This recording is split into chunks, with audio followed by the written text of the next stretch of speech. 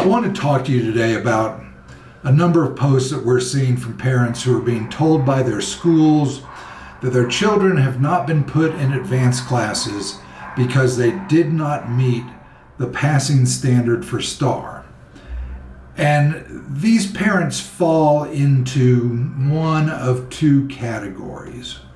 Those who have taken STAAR and failed to meet the passing standard, and those who were opt-out parents and because they did not meet the passing standards by refusing to involve themselves in assessment, are being told that they can't enroll in, usually it seems to be the advanced math class, and specifically Algebra 1 as an 8th grader. So I want to talk first to the parents who actually had their kids participate in STAAR and are now here in the group against STAAR, seeking our help because their kids are facing consequences as a result of their participation. Guys, that is not the purpose of this group. If you are not on our side with opting out, you really need to embrace the consequences of your decision to participate. Our parents who are fighting STAAR understand that schools sometimes do unreasonable things because of it. And we are fighting that because we don't want families like yours suffering. But you're not helping the situation by simply going along and participating. But you want our help when the consequences are coming down on your kid. For you, I say this: I'm going to help our parents that are actually opting out, actually doing their part. So if you listen to this whole video, you might be able to reap a benefit from it. But here's what you really need to know. The school that you're going to is giving you every bit of evidence as to why you must fight this assessment and not just blindly comply like you have been. They're using STAAR for a purpose that it was never intended to be used for. STAAR was never designed to gatekeep entry into classes or evaluate whether a student is capable of performing honors level work or advanced level classes, whatever that means. STAAR is intended to measure. Although it does a lousy job at it, it is intended to measure whether a child has met anticipated grade level performance on specific TEKS for the year they have just completed. And that's it. It's not a prerequisite. It's not designed to be a prerequisite, but one of two things is happening.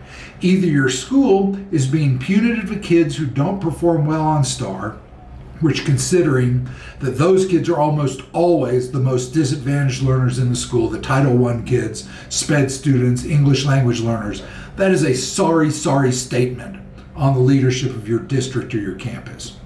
Or they're overweighting and misusing data because they're too lazy or too incompetent to evaluate a student's performance from their classroom work. And every time you participate in STAAR, you help give them ammunition to do this. You are as much responsible for their decision as they are because you go along as if STAAR is important. So stop.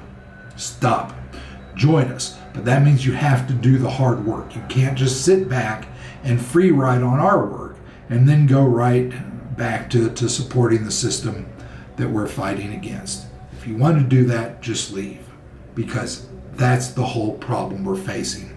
Parents who don't care how STAAR harms the entire system until it's their kid. So join us or don't ask for our help. But now I want to talk to those of you that have been opting out. And now you find yourself being told things like, well, we can't put your kid in this advanced class or that advanced class because they didn't pass STAAR. And then of course they'll say, and that's our policy. So where do we start? Where do we start with this? Well, we'll start with the question of what's actually a policy. Because in public education, unless your board of trustees adopts something, it's not really a policy, or at least it's not a binding policy. And 99% of these so-called advanced class policies that we see are never adopted by any school board. Rather, there's something that's been developed at the district or even the campus level, and it just gets passed down and repeated. It's what I call the easy out. They're easy because they give people an excuse not to do their jobs and not to assess what is best for students. Just do the checklist, But what's unambiguously true about these policies is that they are full of exceptions. Most of those exceptions are not written down anywhere, they just come to pass. For instance, let's say your school says that we have a policy that to take 8th grade algebra for high school credit, you must have met grade level performance on your 7th grade math STAAR assessment. That's our policy, no exceptions. Well, what happens then when the top student from a rich suburban district in another state with achievement scores through the roof on everything moves to the district? Do we think that kid is not going to be allowed by policy to take 8th grade algebra? That's nonsense. Or what about another example, the high achieving special education student who simply doesn't perform well on standardized assessments as a result of his disability? That kid's not going to be locked out of any advanced classes because the school's going to get sued if they try to do that, policy or no policy. So we know these policies don't exist without exception. And this is why we need to understand a very important thing. Unless the Board of Trustees of the school district has adopted the policy, somebody in that district, if not at that campus, has the discretion to make an exception to their little rules. Maybe it's at the district office, I don't know. But unless the policy is a board policy, somebody in the district has the power to make the exception. And we need to find out who that person is. Maybe they're on the campus and it's easy. Maybe we gotta go talk to the superintendent because he's the only person who can make this an exception. What? We just have to do that.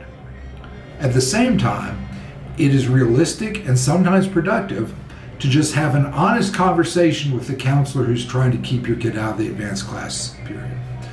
Particularly if your student has high grades, great classroom performance, maybe high results on another achievement assessment. There's nothing wrong with trying to appeal to that person's sense of professionalism and duty. Their job should be to make the best decision for each and every student. So ask them to tell you why it is in your student's best interest to be in the other class instead of the advanced class, especially if the reason is a so-called test score that's the result of not even attempting the assessment. Ask them why they would prioritize a policy that's not really a policy over the best interests of a student. I always like to say, can you give me a written statement that, why you think my student's not capable of performing the work in the class? Or to do that over the phone with a recorder running. Because most of them will say, oh no, I'm very sure your student will do fine. Most of them will say, your student's perfectly capable, I just have to follow this rule. And if for later reasons we go to the grievance, we want that. And definitely don't be afraid to make the point that the decision that they're making is to punish the student for a decision of the parent. How would they feel if you took an action like that against their child? Now, if the school continues to be difficult, and some of them will, always remember there is a benefit to availing yourself of the full grievance process in the school system, in the district, even if you don't ultimately get what you're asking for. There's a benefit for the school to understand that anytime they try and be punitive with you, especially as to your child because of your decision to opt out, you are going to make them spend the time and the money to defend their decision. And you're going to have your school board hearing, that's the last step of the local grievance process. You're going to have that board hearing in public so that everybody can know what they're doing. As parents, we have to stop letting these schools have a free ride. We have to impose on them a cost to their decision to be obstinate or punitive when we exercise our parental rights. That cost can be in time and effort of the grievance process. That cost can be in terms of bad publicity, or the cost can be simply inciting us to be more active. The parent that just quietly opts their child out, that parent's a singular inconvenience to the school. But that same parent putting opt out of STAAR and textheadrights.net on their car window and parking in front of the school, that's a very different inconvenience. And for those of you, by the way, who are still taking STAAR and stuck around this long to hear what I have to say, here's the hand that you get to play. You get to go into the school and say, I had no idea this school was so beholden to the STAAR assessment. Considering how you're misusing this assessment and doing things that it was never intended to do, I have to tell you, we're not going to be participating anymore. I might have let my child take it like we always have if you put them in their advanced class, but if this is how you're going to use STAAR, if this is how you're going to treat your students, I can't support that. And I'm sorry, but you're just going to have to take a 0. That's their language, not ours. You're just going to have to take a 0 for all of my child's STAAR assessments. And all of my other kids too, because as a family, we've made this decision. Letting them know that their decisions are not going to back you down, but are only going to make you fight harder and more publicly, is always where we have to leave things if they continue to be obstinate. But then you have to follow through. Otherwise, the school will just feel that they've been successful, and they will have been. So here's a short summary. I like to give it at the end because if I give it in the beginning, people stop listening. Number 1, ask to see the board policy, because there probably isn't one. Number 2, find out who in the district or on the campus can make the exception. Go to those people. Number 3, argue the merits for your child, both with the counselor and with that person. Try to get admissions that your child's capable of doing the work. Use the grievance process if needed, even though you probably won't be successful with it. And finally, double down and magnify your activism so that the schools know that there's a cost to what they're doing. The free rides have to stop.